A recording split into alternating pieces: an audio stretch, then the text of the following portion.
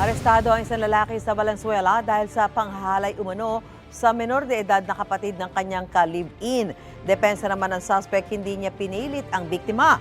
May unang balita si James Agustin. Natunto ng pulisya ang 35 anyos sa lalaki na subject ng arrest warrant sa barangay Marolas, Valenzuela City.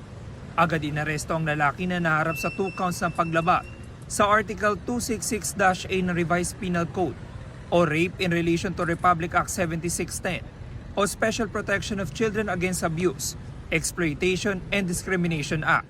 Nung nagkaroon tayo ng ng tip na mayroon ng warrant of arrest, kinonfirm natin dito sa victim's family, especially dito yung biktima, at nilocate natin pati yung sa mother niya na positive andun yung accused.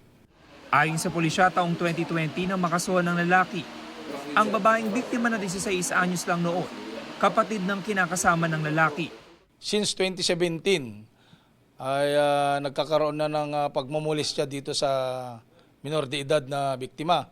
So naulit-ulit noong August naman ng 2020 ulit. So nagsumbong na tong biktima sa nanay nila at nag-lodge na sila ng complaint against dito sa then suspect, ngayon na-accused na nga. Nakakulong ngayon sa custodial facility ng Valenzuela City Police Station ng lalaki. Tinanong namin siya kaugnay sa kasong kinakaharap niya. Totoo lang, gusto niya rin yung nangyari nung panahon na yun. Siyempre, parang dala na lang din ng natukso na lang din. Sa tingin ko, may galit din kasi yun sa magulang ko eh. Kasi nung time na yun, nag-away yung nanay ko tsaka siya. Nakapag-return of warrant na ang pulisya. Hinihintay na lang ang commitment order mula sa korte. Ito ang unang balita. James Agustin para sa GMA Integrated News. Gusto mo bang mauna sa mga balita?